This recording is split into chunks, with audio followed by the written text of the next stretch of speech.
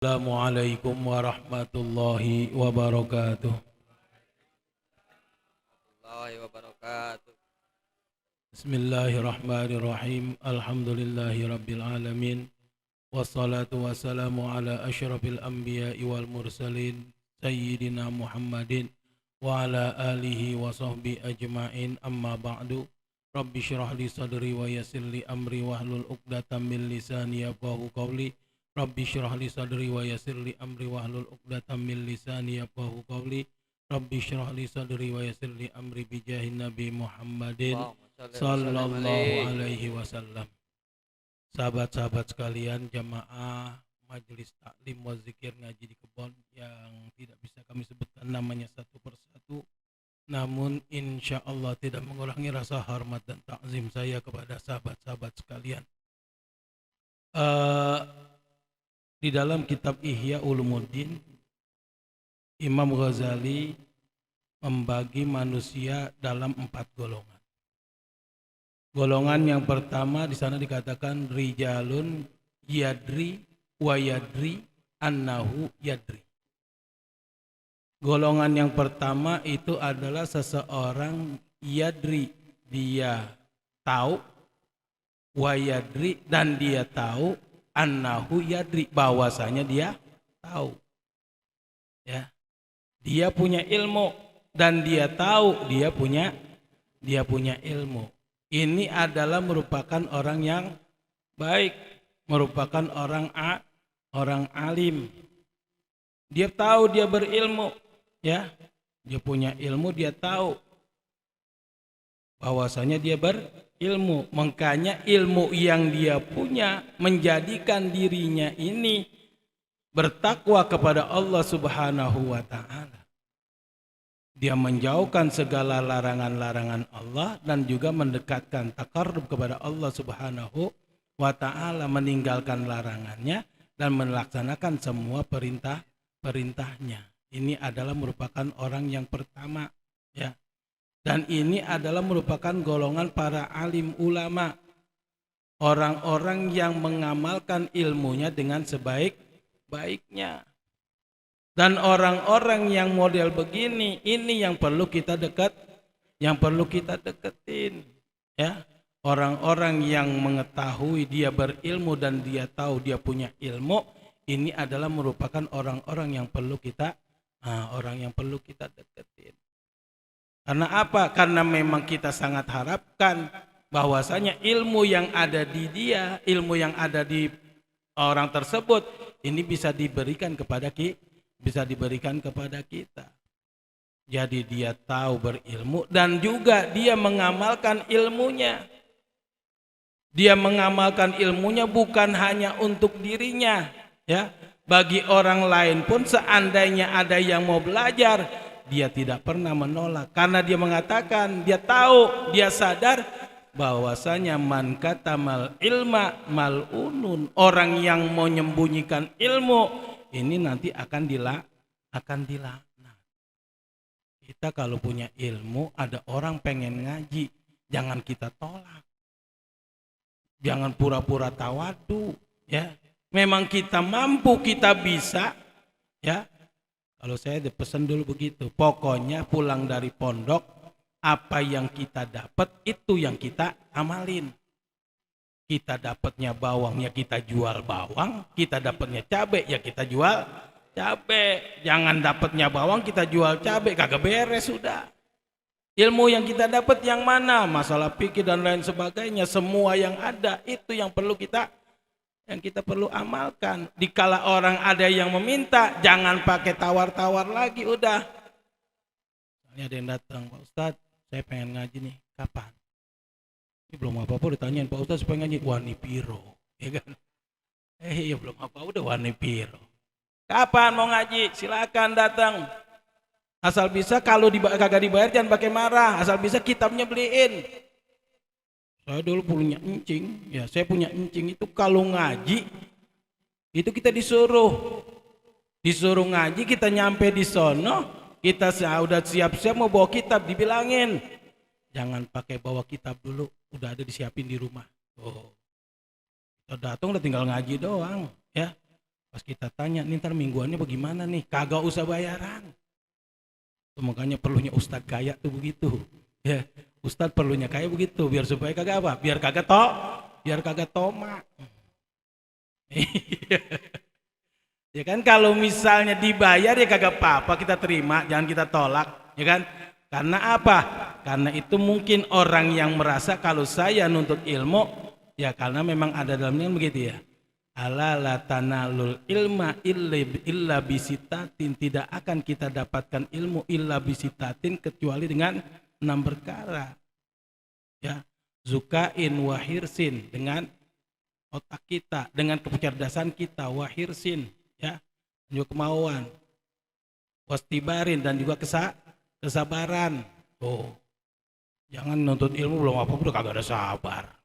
Ngaji, ya, Al-Quran, Ustaz pengen ngaji nih, ngaji ayat ngaji apaan? Fatihah. Baca Fatihah, baca bismillah, bismillahirrahmanirrahim. Ulangin. Bismillahirrahmanirrahim. Baru satu kali, baru satu pertemuan, ya udah sampai bismillah aja dulu. Besoknya begitu lagi bismillah, masih terus aja bismillah. Ya. Kagak berhenti-berhenti, masih belum tuntas, belum selesai. Kalau kagak ada sabarnya, ngapain amat gua ngaji? Dari kemarin masih bismillah mulu. Ya kan? Ada yang modelnya begini. Ada, ya kan? Lah kita ngaji, saya dulu terus terang aja waktu pertama di pondok. Kita ngaji disuruh baca Al-Fatihah, kita baca Al-Fatihah, habis itu suruh berhenti, ya udah. Kagak disuruh nambah, kagak disuruh apa, la ilaha illallah. Kita pikirin, ini bagaimana ya, baru baca Fatihah, kita baca udah bener.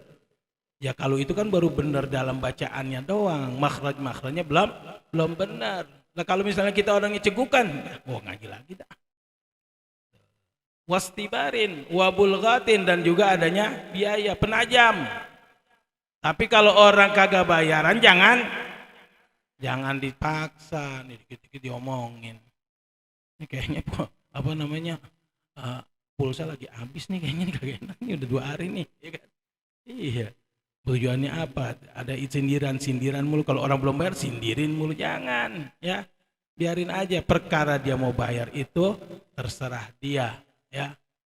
Waktu li zamanin, dan juga panjang masanya. Maksudnya apa? Kita nuntut ilmu itu kagak bim salabim abrakadabra. Ini nuntut ilmu baru 1 tahun, baru setengah tahun. Wah, udah pengen sono sini, mau ngajar sana, mau ngajar sini, lah baru setengah tahun. Apaan yang kita dapetin? Wa tuli zamani wa irsyadi ustazin. Dan yang keenam adalah irsyadi ustazin, ada pembimbingnya, ada tutornya. Kalau kita ngaji sama buku, kita ngaji sama YouTube, kita ngaji ya melalui Mbah Google, itu kagak bisa dipertanggungjawabkan, ya. Kalau kita ngaji sama buku, gurunya setan. Wa irsyadi ustazin, harus ada guru yang ngajar, guru yang ngasih bimbingan. Apalagi Al-Quran. Kalau Al-Quran itu kudu talaki, kudu adep-adepan. Kita madep sama-sama satu dampar. Bismillahirrahmanirrahim.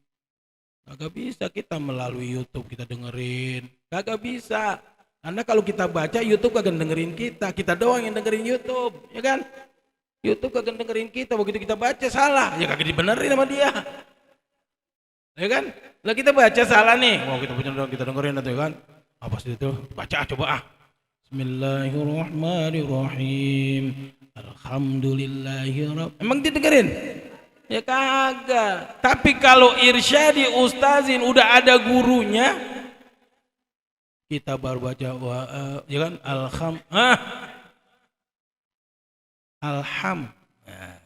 mangin terus dari gurunya. Kalau udah ada irsyadu ustazin, ini makanya jadi kita kagak bakalan mendapatkan ilmu kecuali dengan 6 perkara. Tuh, kita begitu. Orang yang mengamalkan ilmunya baik dirinya ataupun juga untuk orang lain, inilah yang kita jadikan panutan. Cuma kadang-kadang kan kita beda. Kalau sama orang-orang begini kita lek-lekan, ogan deket. Dekat dia mah peraturannya kebanyakan. Mau main tenis meja hadiahnya dari hasil pendaftaran kagak boleh. Diomelin. Orang mau main slot diomelin. Ya pokoknya semua bentuk-bentuk. Orang lagi mau mancing pakai bayar harian kagak boleh juga. Nah tetap karena apa? Memang berdasarkan ilmu yang ada begitu. Harus kita keluarkan dan harus kita amalkan, harus kita sampaikan. Yang model begini yang harus kita jadiin panutan. Jangan malah kita jauhin. Ya. Kadang-kadang kita takut, ya kan? Iya, agak enak sama dia mah keperaturan mulu, ya kan? Iya, dikit-dikit peraturan. Ya memang karena berdasarkan agama, ya. Berdasarkan agama. Itu pertama adalah rajulun yadri wa yadri annahu yadri. Yang kedua wa rajulun yadri wa la yadri annahu yadri. Yang kedua adalah seseorang yadri, dia berilmu, dia tahu, wala yadri, dan dia kagak tahu annahu yadri, bahwasanya dia tahu. Ya.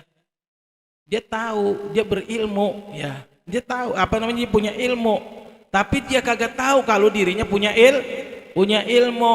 Ini juga orang bahaya nih yang begini. Ibarat kata orang lagi tidur kudu dibangunin. Kan dia tahu berilmu, kagak boleh meninggalkan sholat, sering banget dia kagak laksanain. Ya, wajiban sholat harus begini, dia enak banget ninggalin. Kagak boleh melaksanakan ini, larangan-larangan Allah, dia terjak juga. Dia tahu ilmunya, bahwasanya begini haram, begini haram. Dan ini adalah wajib, ini wajib. Ya dia tahu. Sholat itu wajib, puasa itu wajib, zakat itu wajib. Dia tahu berzina haram, dia tahu nyolong itu haram, dia tahu begini itu haram, semuanya haram. Tapi karena memang dia itu berilmu tapi kagak paham atau kagak sadar kalau dia itu berilmu, lah makanya segala sesuatunya itu kagak sesuai sama tindakannya. Orang-orang yang model begini ini perlu kita tegur. Perlu kita bangunin, kesian dia lagi tidur.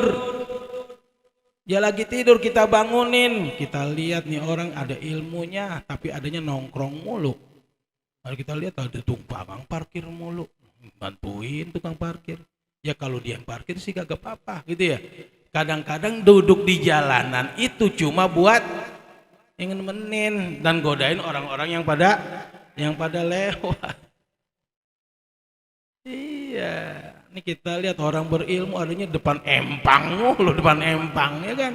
Ini yang model begini, dia punya potensi bagus, ya.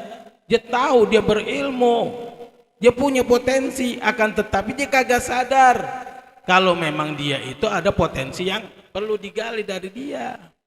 Lah makanya kita sebagai masyarakat kita perlu bangunin nih orang. Ini kadang-kadang orang punya potensi dipendem sih kan ribet deh. Orang punya potensi bisa begini, bisa dipendem biasanya begitu. Bangunin. Ya, kita bangunin biar supaya apa? Biar supaya potensinya bisa kegali. Gue malu kalau di musola, di kebon. Iya di sini belajar ya, kita mulai apa? Jadi pembawa acara, kita mulai jadi ini. Nanti lama-lama akan terbiasa sendiri. Karena kita tuh kalau kita punya ilmu, yang namanya al-ilmu nurun. Apa tadi? Nurun nulis. Ya. Jadi al-ilmu nurun, bayaran naik kan gitu. Iya, ilmu tuh cahaya. Orang yang berilmu walau bagaimanapun tetap kelihatan. Karena ilmunya itu cahaya. Jadi kalau emang udah dasarnya itu adalah mutiara, mau ditaruh di apapun pasti kelihatan nanti. Yang penting potensinya kita gali. Karena banyak orang yang alim tapi tidak bisa melaksanakan tentang ilmunya. Banyak ya. Orang-orang yang pada ini kita tahu sebetulnya cuma karena memang potensinya enggak digali. Karena memang kita juga kagak, masyarakat kagak sadar, kita kagak bangunin, lah kesian ya. Jangan sampai orang begini nih, kalau sampai kagak dibangunin, lah bisa disononya dia sengsara juga. Kesian ya. Dan juga merepotkan yang model-model begini. Dan yang ketiga, rajulun la yadri wa yadri annahu la yadri. Yang ketiga adalah seorang yang dia kagak tahu, tapi dia tahu kalau dia kagak tahu. Dia tahu dia kagak punya ilmu. Ya, la yadri, dia kagak punya ilmu, wa yadri, tapi dia tahu kalau dia kagak punya ilmu. Ya karena dia tahu dia kagak punya ilmu, makanya dia pengen belajar.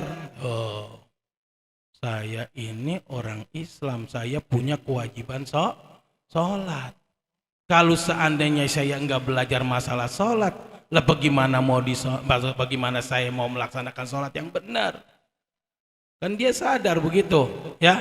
Thalabul ilmi faridatun ala kulli muslimin, bahwasanya menuntut ilmu ini adalah merupakan kewajiban bagi orang muslim. Dan juga dia sadar wa kullu man bi ghairi ilmin ya'malu a'malu mardudatun la tuqbalu. Dia sadar bahwasanya segala sesuatu yang dilaksanakan tanpa ilmu, a'maluhu mardudatun la tuqbalu, semuanya itu kagak bakalan diterima, ya kan? Iyalah, kalau kita sholat kagak tahu ilmunya, kita puasa kagak tahu ilmunya, kita zakat kagak tahu ilmunya, kita ngeluarin aja zakat niat kagak sah, ya kan? Kita dagang, kita kagak tahu ilmu zakat, berapa yang harus kita keluarin kita kagak tahu, lah makanya perlu dipelajarin. Lah kalau kita dagang misalnya, ya ternyata dalam perdagangan kita itu kita wajib mengeluarkan zakat kalau memang sudah mencapai nisab, kan begitu? Barang dagangan kita kalau sudah mencapai nisab itu wajib kita zakatin. Berapa nisabnya? Yaitu kalau duitnya sudah mencapai harga, ada yang bilang 86 gram emas, ada yang bilang 93 gram emas. Kalau terjadi begini, ambil yang sedikit, 86-nya kita ambil. Kalau ternyata barang dagangan kita hitung sudah mencapai harga 86 gram emas, berarti harus kita keluarkan zakatnya. Berapa nih yang kita lihat di situ? Oh, 86 gram emas. Sekarang emas itu harganya 1 juta. Kita hitung-hitung, lah ternyata barang kita ada 100 juta. Dan ngitung itu wajib. Ya. Kita punya barang dagangan, wajib kita hitung tiap tahun. Seandainya kita mulai dagang bulan Januari gitu ya, kita keluarkan biaya 200 juta modalnya. Pas bulan Januari berikutnya hitung lagi, ternyata adanya cuma 150 juta, tetap wajib mengeluarkan zakatnya. Bahkan rugi, perkara rugi atau untung, kalau memang di situ barang dagangan kita masih melewati harga 86 gram emas, berarti harus kita zakatin. Zakatnya berapa? 2,5%. Berapa berarti? Setiap jutanya 25.000. Wah, ada 100 juta nih barang. Berarti yang kita keluarkan 2 juta, 2,5 juta. Oh, jadi 500 ya. Itu kan begitu, kita keluarin. Kalau 2,5 juta kan enteng. Nah, punya barang udah harga 1 miliar, udah mulai hitung-hitungan. Iya, lah harus 1 miliar. Berarti yang kita keluarin berapa? 25 juta. Oh, udah mulai mikir. Apalagi udah mulai 10 miliar. Wah, 250 juta. Sayang dapat Avanza. Ya kan? Itu di situ mulain. Itu kalau kita, ya, makanya dia tahu, ya. Jadi dia tahu bahwasanya dia kagak tahu. Nah, ini makanya dia mau belajar. Yakin kayak orang Islam, ya. Saya tahu rukun iman, saya tahu rukun Islam, semuanya berarti harus saya laksanakan. Oh, ya, puasanya, zakatnya, sholatnya, haji kalau emang mampu, kalau kagak mampu mah kagak. Ya. Jangan dipaksain. Tuh. Jadi annahu yadri rajulun la yadri, dia kagak punya ilmu, wa yadri tapi dia tahu, dia sadar annahu la yadri kalau dia kagak berilmu. Ini juga termasuk orang yang baik. Karena apa? Dia masih menuntut ilmu. Dia belajar ke sono kemari, nggak boleh tahu ada pengajian di mana aja diparanin. Ya kan? Ada zuhur pengajian diparanin, asar diparanin lagi. Maghrib diparanin lagi, isya diparanin, subuh diparanin lagi. 3 hari tepar, ya kan?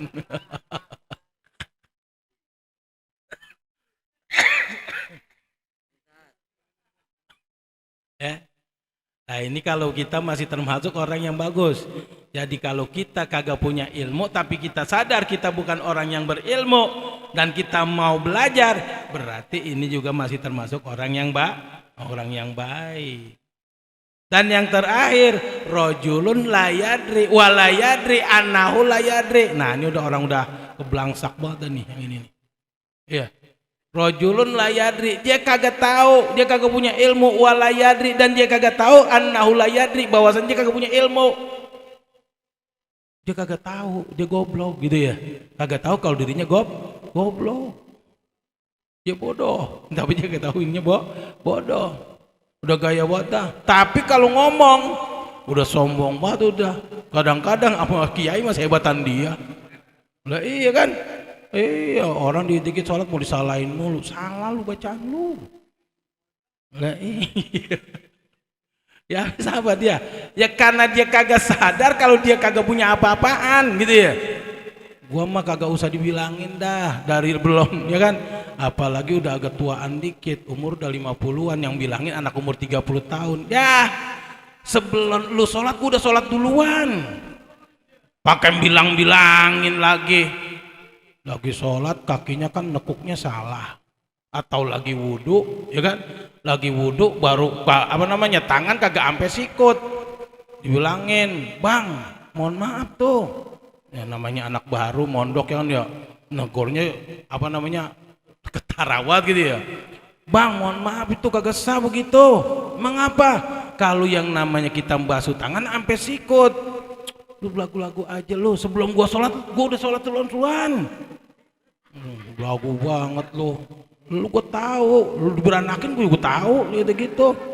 Yang dulu yang gendong-gendong lu kan gua, makanya bilangin gua lagi sekarang. Ada. Lah iya, emang dasar lu kagak ada sopannya lu. Suladap lu sama gua. Caelah. Lah harus begitu kita, ya. Ini orang kalau udah model begini udah susah dah, ngeyelan kalau kata orang ini, ya kan? Dibilangin susah. Oh.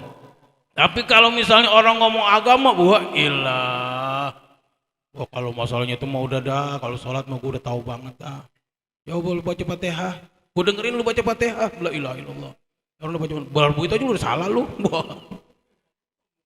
Nah, ini orang-orang yang begini nih repot bener nih, ya. Makanya dikatakan begitu dalam satu siiran tuh. Orang yang paling berbahaya itu dua. Orang alim tapi kagak ngelaksanain ilmunya. Yang kedua, orang bodoh tapi pandai berdiplomasi. Bodoh tapi pintar ngomong. Udah ribet yang begitu kan ya. Lah iya, udah bodoh pintar ngomong, lah udah ribet dah. Udah gaya banget udah pokoknya ya. Ini yang model-model begini jangan dah kita ikutin. Asal bisa boleh kita jauhin. Kalau mau kita rangkul. Kalau dirangkul udah susah, lemparin aja udah. Lah iya, lah kita kalau emang kita sampai ngikutin dia, tapi kadang-kadang yang model begini banyak banget yang ngikut. Iya, lo banyak banget yang ikut, coba dah. Lah kita lihat ada yang mau bikin peraturan baru, ya kan, sholat isya boleh boleh dirapel. Ya kan, sholat isya sekali sholat 100 rakaat, ya kan, bisa buat seminggu, lo enak bener. Lah peraturan dari mana begitu? Tapi yang model-model begini kadang-kadang banyak banget yang ngikutin. Lah iya. Udah pasti, karena apa? Karena emang modelnya kita itu pengennya yang gampang dalam masalah agama. Ya. Nah, makanya tinggal kita pilih nih kita mau kelompok nomor berapa, gitu aja ya. Kita mau kelompok nomor berapa? Mau nomor 1 silakan, mau nomor 2 ya jangan ampe, ya kan? Nomor 3 ya boleh, nomor 4 apalagi. Jangan ampe kita termasuk ya orang bodoh tapi kagak paham kalau dia dia bodoh. Tuh, ya. Yang model-model begini nih yang bahkan ngerusak. Tuh. Diplomasinya cakep. Ya. Nah, mudah-mudahan kita semua ini adalah tercegah daripada orang-orang yang model begini ya. Jadi kita usahakan sebaik mungkin kalau memang kita berasa tidak ada ilmu kita usahakan kita untuk menuntut ilmu karena kita sadar faridotun karena menuntut ilmu itu adalah hukumnya wajib ya. Kita sadar bahwasanya setiap perbuatan ibadah yang tanpa didasari dengan ilmu itu nggak bakalan diterima. Ya, ini alhamdulillah. Ini kalau nggak salah nih malam terakhir di bulan Safar. Ya, malam terakhir di bulan Safar. Berarti malam Kamis kita udah masuk bulan Mulut. Ya, kita udah masuk bulan Mulut di situ. Kalau kata orang nih ada namanya Rebo Wekasan ya. Rebo Wekasan itu ada yang tapi jangan ya pokoknya kita mohon aja di bulan Safar ini agar semua kita terhindar dari segala macam mara bahaya. Ada sebagian orang itu ada mengatakan kalau bulan Safar itu di Rebo terakhir Allah menurunkan banyak bala. Ya pokoknya semua bala diturunkan di situ. Ya makanya segala inian. Cuma kalau kita sih kalau memang kita enggak ini ya silakan mau melaksanakan silakan. Ya kita untuk berjaga-jaga aja mudah-mudahan kita terhindar ya. Kita mohon kepada Allah agar kita terbebaskan dari segala bala penyakit yang diturunkan oleh Allah Subhanahu wa taala pada pada Rebo terakhir di bulan Safar ini. Ya. Ya pokoknya itu mah karena yang ngomong ini adalah juga para ulama-ulama juga, para ahli-ahli tarekat juga yang menyatakan ini. Ya tapi kita mau percayain kagak percayain terserah kita. Ya. Pokoknya cuma mohon aja ya semua bulan itu baik ya kan, cuma kita mohon kalau seandainya ada bala diturunkan kita dijaga oleh Allah Subhanahu wa taala dari segala bentuk bala tersebut dan diberi kesehatan oleh Allah Subhanahu wa taala. Ya kita bersiap-siap nanti insya Allah ya kita pada tanggal 28 September akan mengadakan maulid di sini. Mudah-mudahan kita selalu diberikan kesehatan oleh Allah Subhanahu wa taala dan juga panjang umur agar kita dapat melaksanakan dan juga dalam kesehatan kita bisa melaksanakan ibadah kepada Allah Subhanahu wa taala dengan sebaik-baiknya. Mungkin hanya ini yang dapat kami sampaikan. Saya akhiri bil ilmi narqa wa bil jahli nasqa wassalamu ala man ittaqa billahi taufiq wal hidayah wa minkum wassalamu alaikum warahmatullahi wabarakatuh.